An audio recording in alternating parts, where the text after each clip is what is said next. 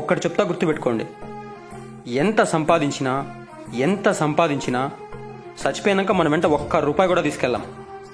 ఏమనంటే మన పిల్లలకి ఇచ్చేసేయాలి అంతే. వాళ్ళకు కూడా కష్టపడి సంపాదించడం నేర్పించండి, కష్టపడి బతకడం నేర్పించండి, అంతేగాని కూర్చొని తినడం కాదు. జీవితంలో డబ్బు ఇంపార్టెంటే, నేను కాదన్ను. కానీ ఈ ఎక్కువ డబ్బులు సంపాదించాలా అనే ఆలోచనతో ఎన్ని తప్పులు చేస్తామంటే, పేకాట, మట్కా, బెట్టింగ్లు, దొంగతనాలు, కిడ్నాప్లు, ఒక పాటికి చేయకూడుతూ వాళ్ళకు ఊడిగడం చేయడాలు, ఒకరిని మోసం చేయడాలు, కుట్రలు, కుతంత్రాలు అన్నీ ఈ డబ్బులు ఎక్కువ సంపాదించాలా అనే ఆలోచనతోనే జరుగుతాయి.